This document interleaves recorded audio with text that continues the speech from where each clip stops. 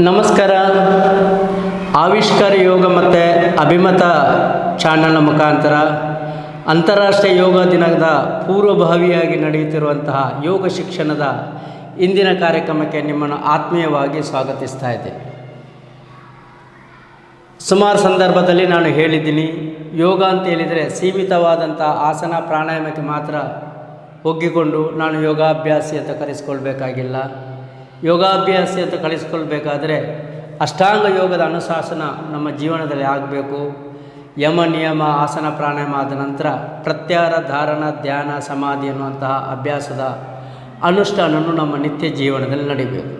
ಹಾಗಾದರೆ ಏನಿದು ಪ್ರತ್ಯಾಹಾರ, ಏನಿದು ಧಾರಣ, ಏನಿದು ಧ್ಯಾನ, ಏನಿದು ಸಮಾಧಿ ಅಂತ ನಾವು ಈಗ ವಿಮರ್ಶೆಗೆ ಒಳಪಡೋದು ಬೇಡ. ಯಾಕೆಂತ ಹೇಳಿದರೆ ಅದು ಒಂದು ವಿಸ್ತಾರವಾದಂತಹ ಸಬ್ಜೆಕ್ಟ್. ಮುಂದಿನ ದಿವಸದಲ್ಲಿ ನಾವು ಅದರ ಬಗ್ಗೆ ವಿಶೇಷವಾದಂತಹ ಜ್ಞಾನವನ್ನು ಪಡೆಯುವಂತಹ ಪ್ರಯತ್ನವನ್ನು ಮಾಡುವ. ಆದರೂ ಸಹ ನಾವು ಹೇಳ್ಬೋದಾದರೆ ಪ್ರತ್ಯಾಹಾರ ಅಂತ ಹೇಳಿದರೆ ಇಂದ್ರಿಯ ನಿಗ್ರಹ ಅಂತ ಕರಿತೀವಿ. ಇಂದ್ರಿಯಗಳ ಮೇಲೆ ಹತೋಟಿಯನ್ನು ಸಾಧಿಸುವಂತಹ ಒಂದು ಅಭ್ಯಾಸ ಕ್ರಮ. ಧಾರಣ ಅಂತ ಹೇಳಿದರೆ ನಿರಂತರವಾಗಿ ಒಂದು ವಿಷಯದ ಮೇಲೆ ನಮ್ಮ ಮನಸ್ಸನ್ನು ಕೇಂದ್ರೀಕರಿಸ್ತಾ ಹೋಗುವಂತಹ ಒಂದು ಪ್ರಕ್ರಿಯೆ. ಧ್ಯಾನ ಅಂತ ಹೇಳಿದರೆ ಧಾರಣದ ಮುಂದುವರಿದ ಭಾಗವಾಗಿ ನಾವು ಒಂದು ಸ್ಥಿತಿಯಲ್ಲಿ ಯೋಚನೆಯಿಂದ ಮುಕ್ತವಾದ ಸ್ಥಿತಿಗೆ ತಲುಪುವಂತಹ ಒಂದು ಪ್ರಯತ್ನ. ಸಾಮಾನ್ಯವಾಗಿ ಹೇಳೋದಿದ್ರೆ thoughtless state of the mind ಅಂತ ಕರೀಬೋದು. ಆ ಮನಸ್ಸಿಗೆ ಬರುವಂತಹ ವಿಪರೀತವಾದಂತಹ ಯೋಚನೆಯ ಸಂಖ್ಯೆ ಇಲ್ಲದೇ ಇರುವಂಥ ಸ್ಥಿತಿಯಲ್ಲಿ ನಾವು ಒಂದು ರೀತಿಯ ಪ್ರಜ್ಞಾಪೂರ್ವಕವಾಗಿ ಇದ್ದೀವಿ ಅಂತ ಹೇಳಿದರೆ ಅದು ಧ್ಯಾನದ ಒಂದು ಭಾಗ.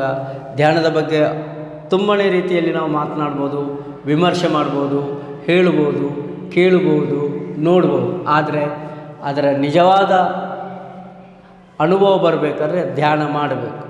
ಧ್ಯಾನ ಮಾಡಿದರೆ ಮಾತ್ರ ಧ್ಯಾನದ ಅನುಭವ ಬರ್ಬೋದು. ಆ ಅನುಭವವನ್ನು ನಮಗೆ ಹೆಚ್ಚು ಎಕ್ಸ್ಪ್ಲೇನ್ ಮಾಡಲಿಕ್ಕೆ ಸಾಧ್ಯ ಆಗದೇ ಇರ್ಬೋದು. ಆದರೆ ಅನುಭವ ಮಾತ್ರ ಹಾಗೇ ಆಗ್ತದೆ.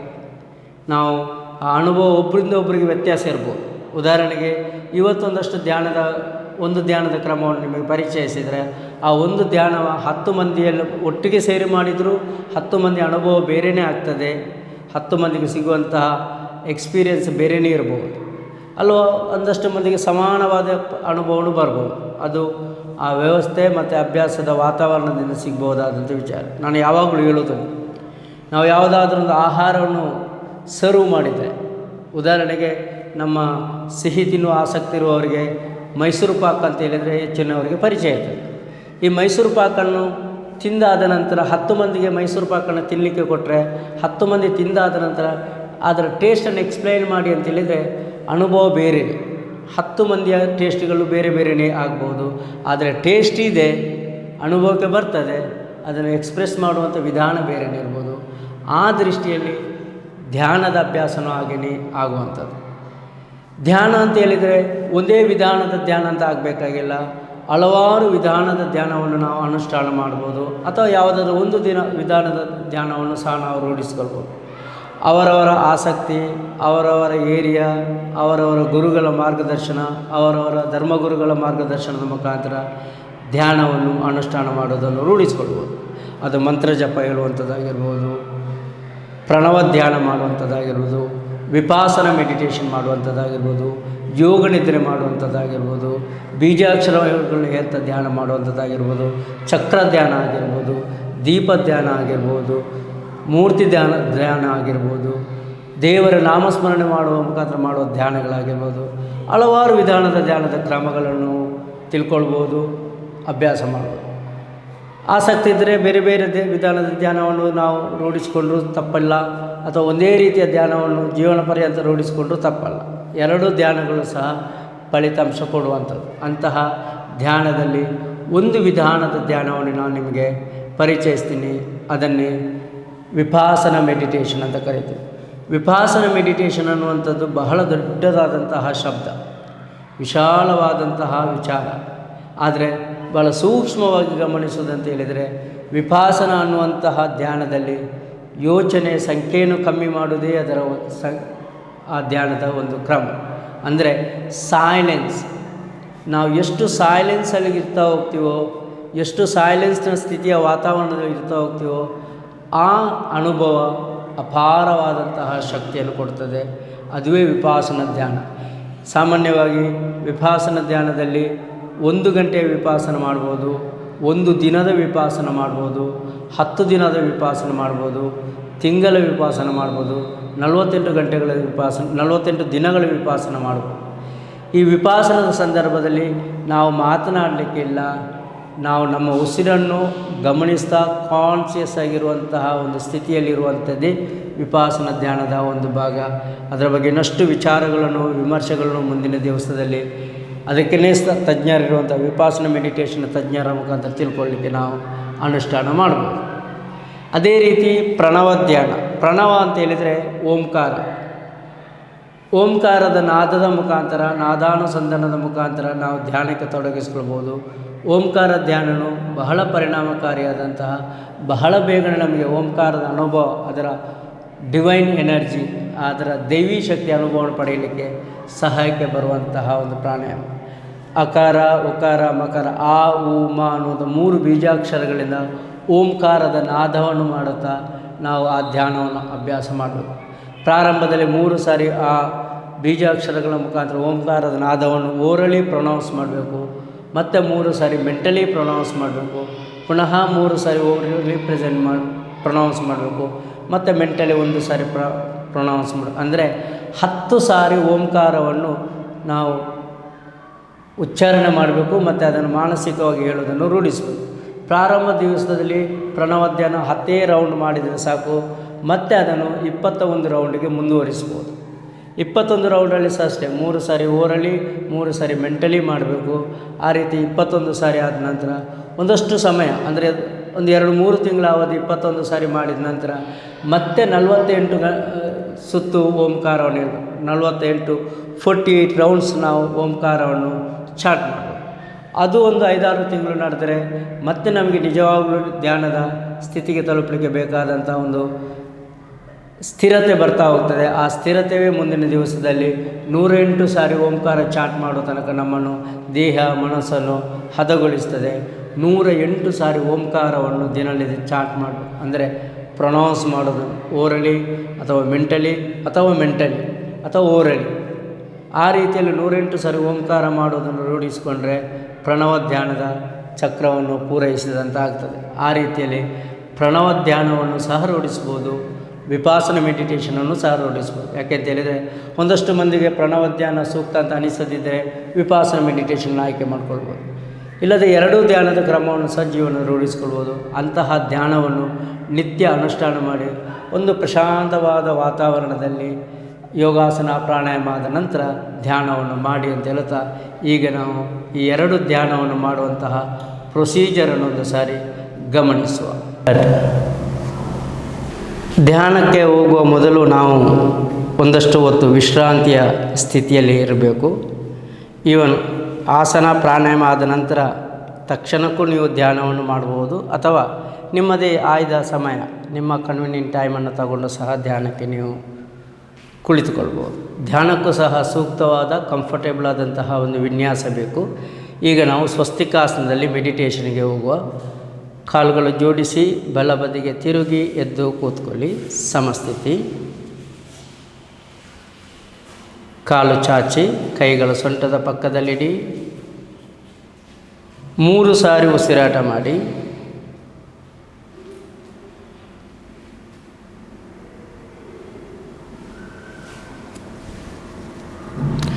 ಸ್ವಸ್ತಿಕಾಸನ. ಶ್ವಾಸ ಬಿಡುತ್ತಾ ಎಡಕಾಲು ಮಡಚಿ. Exhale, fold the left leg, keep root of the right Thi.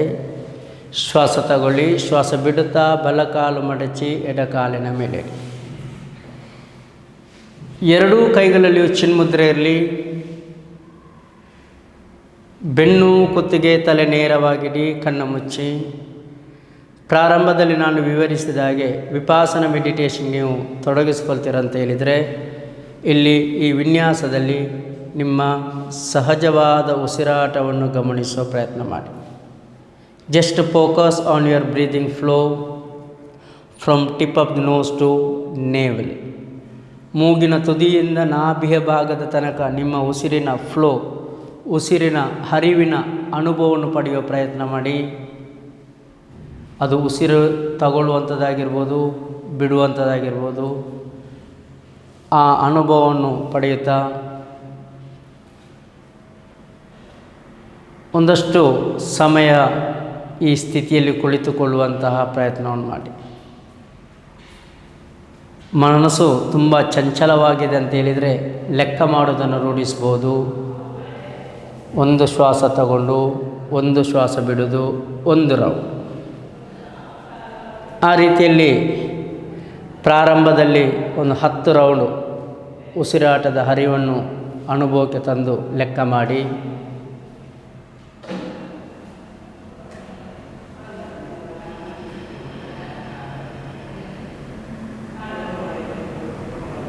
ನಿಮ್ಮ ಅನುಭವಕ್ಕೆ ನಿಮ್ಮ ಉಸಿರಿನ ಫ್ಲೋ, ಉಸಿರಿನ ಹರಿವಿನ ಅನುಭವ ಸ್ಪಷ್ಟವಾಗ್ತಾ ಇದೆ.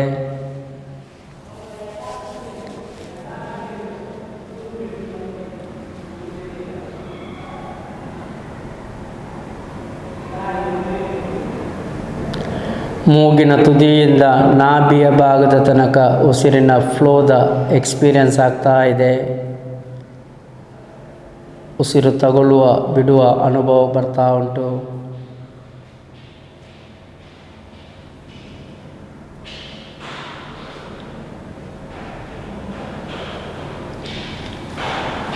ಪ್ರಾರಂಭದಲ್ಲಿ 10 ಸಾರಿ ಕಂಪ್ಲೀಟ್ ಆದ ನಂತರ ಬೇಕಾದರೆ ನೀವು ಆ ಧ್ಯಾನದ ಸ್ಥಿತಿಯಿಂದ ಹೊರಗೆ ಬರ್ಬೋದು, ಅಥವಾ ಅದನ್ನು ಮುಂದುವರಿದ ಭಾಗವಾಗಿ 21 ರೌಂಡ್ ತನಕ ಮುಂದುವರಿಸ್ಬೋದು ಲೆಕ್ಕ ಮಾಡೋದಾದರೆ.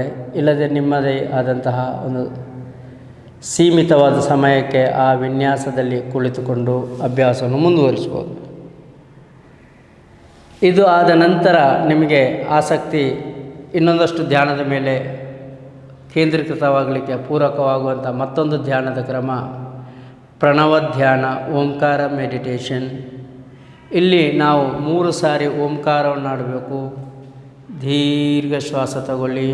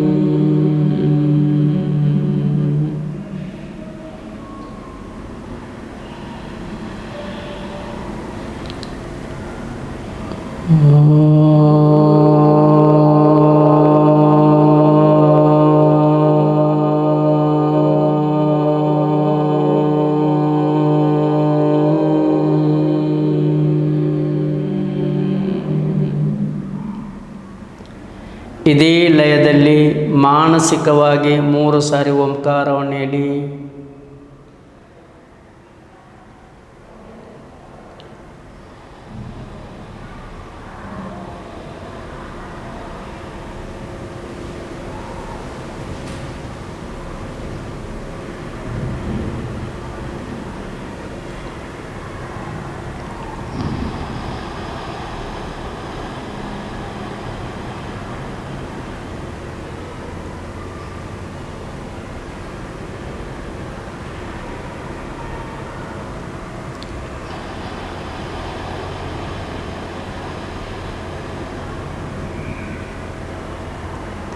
Again orally 3 rounds, deep inhale,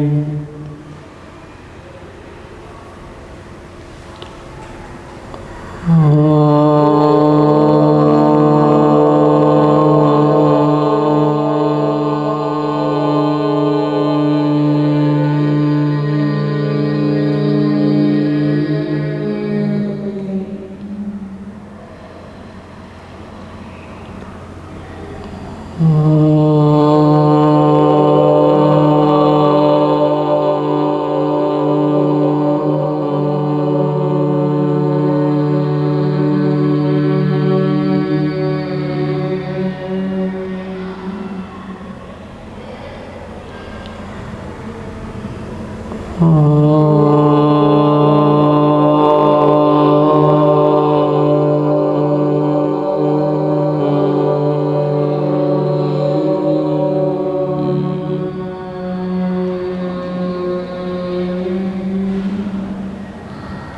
mentally chant once, ಮನಸ್ಸಿನಲ್ಲೇ ಒಂದು ಸಾರಿ ಹೇಳಿ.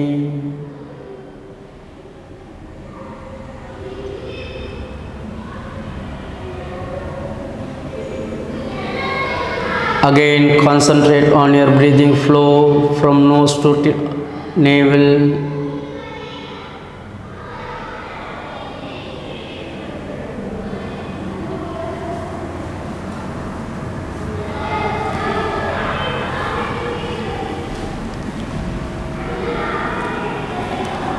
ಒಂದಷ್ಟು ಹೊತ್ತು ಇದೇ ಸ್ಥಿತಿಯಲ್ಲಿದ್ದುಕೊಂಡು ಮತ್ತೆ ನಿಧಾನವಾಗಿ ಕಣ್ಣು ಬಿಡಿ, ಕೈಗಳು ಬಿಡಿ, ಚಿನ್ಮುದ್ರೆ. ಶ್ವಾಸ ತಗೊಳ್ತಾ ಬಲಕಾಲು ಚಾಚಿ, ಶ್ವಾಸ ಬಿಡಿ, ಶ್ವಾಸ ತಗೊಳ್ತಾ ಎಡಕಾಲು ಚಾಚಿ. ಧ್ಯಾನ ಮಾಡೋದಕ್ಕೆ ಹಲವಾರು ವಿಧಾನಗಳು, ಹಲವಾರು ಕ್ರಮಗಳು, ಹಲವಾರು ಪದ್ಧತಿಗಳಿದೆ. ಅದು ನಿಮ್ಮ ಆಯ್ಕೆಯಾಗಿ ಆಗ್ಬೋದು. ಆ ರೀತಿಯಲ್ಲಿ ಯಾವುದಾದ್ರೂ ಒಂದು ವಿಧಾನದ ಧ್ಯಾನವನ್ನು ನಿತ್ಯ ಅನುಷ್ಠಾನ ಮಾಡ್ತಾ ಹೋಗಿ ಇನ್ನಷ್ಟು ನಮಗೆ ಆಂತರಿಕವಾಗಿ ನಮ್ಮ ಅನುಭವ ಅಥವಾ ಕಾನ್ಷಿಯಸ್ ಉದ್ದೀಪನಗೊಳಿಸಲಿಕ್ಕೆ ಅಥವಾ ಕಾನ್ಷಿಯಸ್ಸನ್ನು ಉತ್ತಮಪಡಿಸಲಿಕ್ಕೆ ಧ್ಯಾನದ ಕ್ರಮ ಬಹಳ ಉತ್ತಮವಾದಂತಹ ಅಭ್ಯಾಸ. ಒಂದಷ್ಟು ಸಮಯ ಧ್ಯಾನ ಮಾಡೋದಕ್ಕೆ ಮೀಸಲಿಡಿ. ನೀವಿದ್ದೇನೆ, ಒಮ್ಮೆ ಈಚೆ ಬನ್ನಿ. ನಮಸ್ಕಾರ. ಯೋಗ ಬ್ರೇಕ್, ಕೆಲಸದ ಮಧ್ಯದಲ್ಲಿ ನಮ್ಮನ್ನು ನಾವು ಉತ್ತಮಪಡಿಸಿಕೊಳ್ಳೋದಕ್ಕೆ, ನಮ್ಮ ಕೆಲಸದ ಸಾಮರ್ಥ್ಯವನ್ನು ಉತ್ತಮಪಡಿಸಿಕೊಳ್ಳೋದಕ್ಕೆ ಇರುವಂತಹ ಒಂದು ಚಿಕ್ಕ ಅವಧಿ. ಈ ಯೋಗ ಬ್ರೇಕ್ನ ಅವಧಿಯಲ್ಲಿ ಒಂದು 2-3 ಯೋಗದ ವಿನ್ಯಾಸಗಳು, ಒಂದು ಪ್ರಾಣಾಯಾಮ ಮತ್ತು ವಿಶ್ರಾಂತಿ ಕ್ರಮವನ್ನು ನಾವು ಅಭ್ಯಾಸ ಮಾಡುವಂಥ ಪ್ರಯತ್ನ ಮಾಡುವ. ನೀವು ಕೆಲಸ ಮಾಡಿದ ಜಾಗದಲ್ಲಿ ಕೂತ್ಕೊಂಡು ಅನುಷ್ಠಾನ ಮಾಡ್ಬೋದು. ಪ್ರಾರಂಭದಲ್ಲಿ ನಿಮ್ಮ ಕೆಲಸದ ಬಿಡುವು ತಗೊಂಡು ನಿಮ್ಮ 2 ಪಾದವನ್ನು ನೆಲದ ಮೇಲೆ ಇಡಿ, 2 ಕೈಗಳಲ್ಲಿ ಚಿನ್ಮುದ್ರೆ ಮಾಡಿ, ಬೆನ್ನು ಕುತ್ತಿಗೆ ತಲೆ ನೇರವಾಗಿಡಿ. ಚೇರಿಗೆ ಹೊರಗೆ ಕೂತ್ಕೊಳ್ಬೇಡಿ, ಸ್ಟ್ರೈಟ್ ಕೂತ್ಕೊಳ್ಳಿ ವಿದೌಟ್ ಸಪೋರ್ಟ್. ಕಣ್ಣು ಮುಚ್ಚಿ ಚಿನ್ಮುದ್ರೆಯ ಬೆರಳ ತುದಿಯ ಮೇಲೆ ಗಮನವಿಟ್ಟು ನಾಡಿ ಮಿಡಿತ ಗಮನಿಸ್ತಾ 10 ಸಾರಿ ಉಸಿರಾಟ ಮಾಡಿ. Concentrate on the tip of the finger. Try to feel your pulse. Observe your breathing flow. Slowly inhale, slowly exhale. Repeat 10 rounds breathing.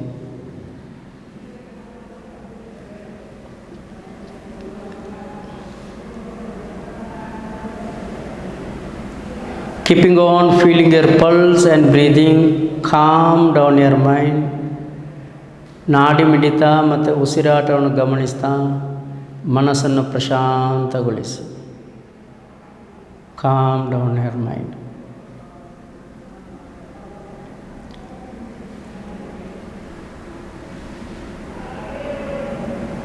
After finishing 10 rounds breathing, slowly open your eyes, remove your chin mudra, then stand up. Now join your legs, stand straight, be steady. Let's do 3 rounds conscious breathing. ಪ್ರಜ್ಞಾಪೂರ್ವಕವಾಗಿ ನಿಧಾನ ಶ್ವಾಸ ತಗೊಂಡು ಶ್ವಾಸ ಬಿಡುತ್ತಾ 3 ಸಾರಿ ಉಸಿರಾಟ ಮಾಡಿ. ಬಹಳ ಪ್ರಜ್ಞೆ ಇರಬೇಕು ಉಸಿರಿನ ಮೇಲೆ.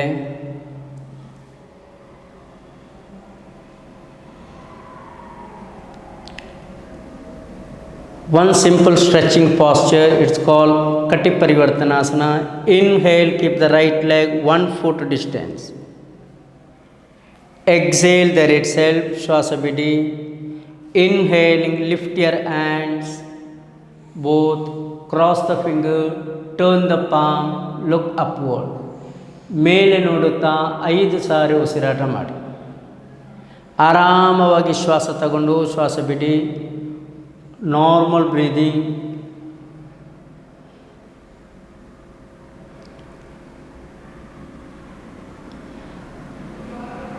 Now exhaling, bend to right side. ಶ್ವಾಸ ಬಿಡುತ್ತಾ ಬಲಬದಿಗೆ ಬಗ್ಗಿ ಇಲ್ಲಿ 5 ಸಾರಿ ಉಸಿರಾಟ ಮಾಡಿ.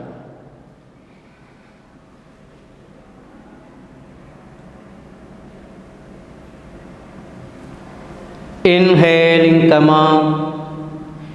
Exhale, bend to left side. Average, don't bend too much. ಸ್ವಲ್ಪನೇ ಬಗ್ಗಿದ್ರೆ ಸಾಕು. ಈ ಸ್ಥಿತಿಯಲ್ಲಿ 5 ಸಾರಿ ಉಸಿರಾಟ ಮಾಡಿ.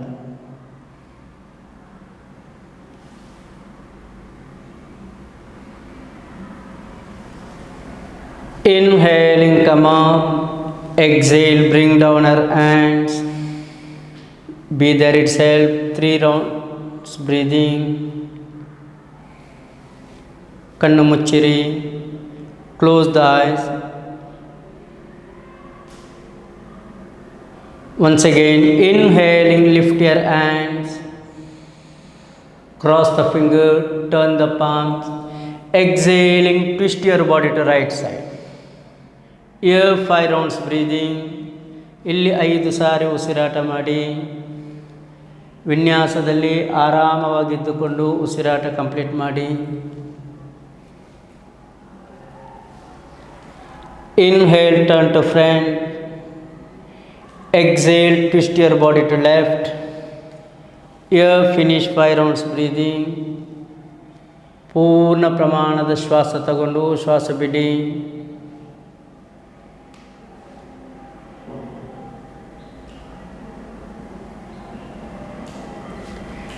Inhale, turn to front. Exhale, bring down your hands. Observe your breathing.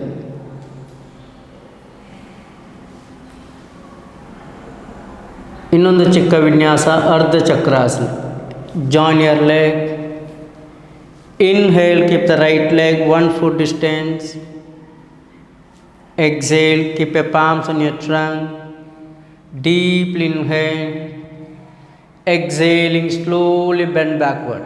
Average as per your capacity.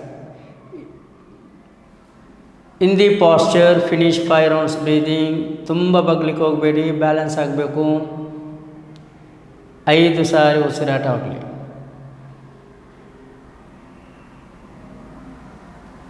After 5 rounds, inhaling, come up.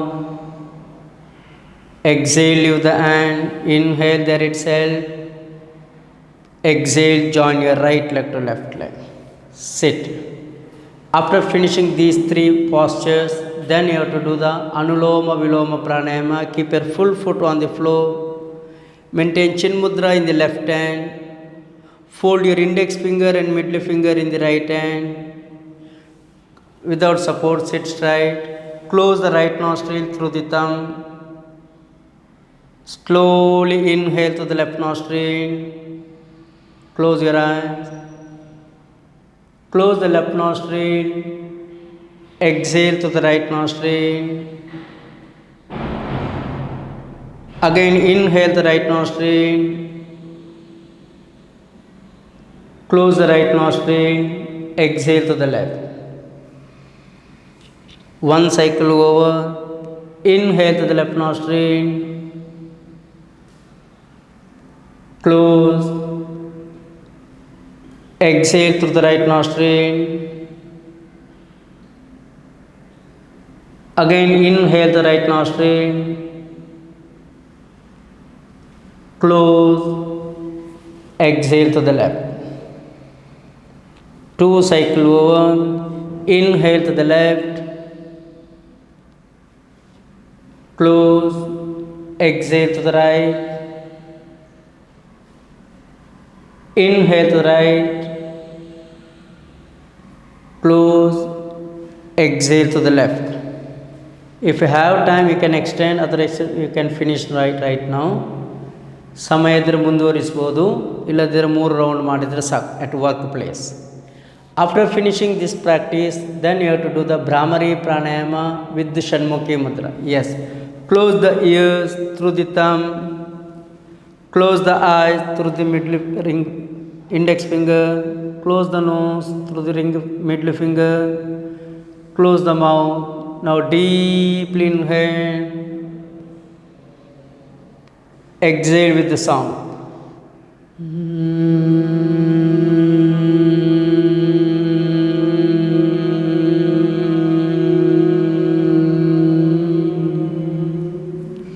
Repeat.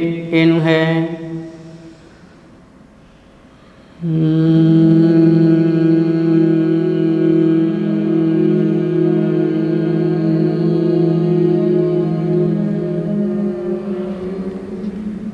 One more round.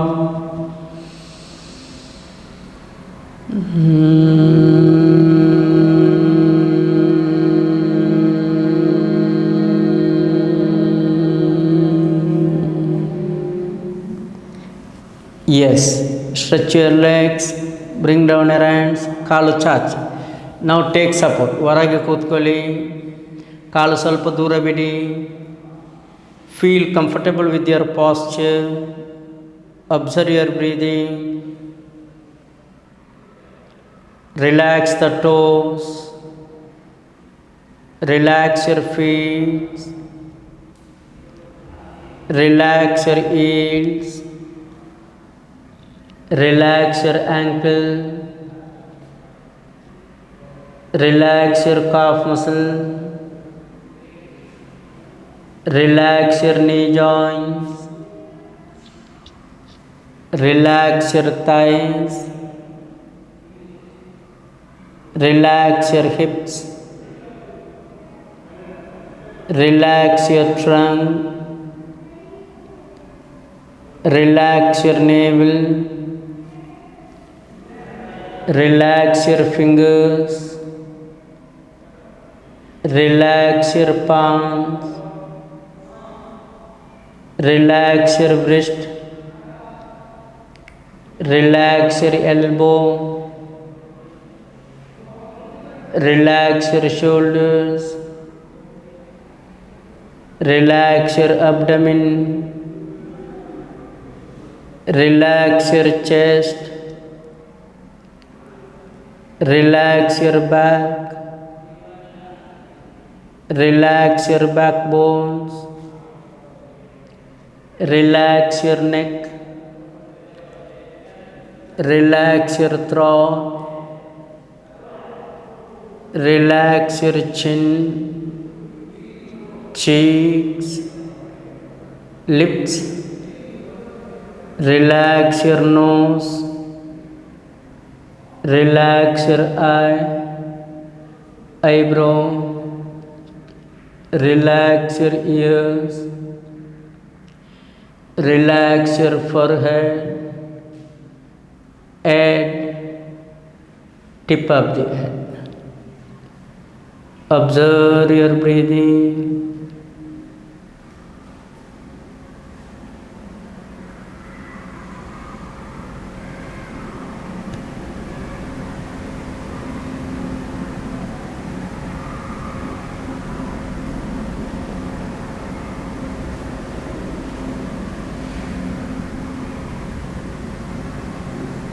Observe your breathing,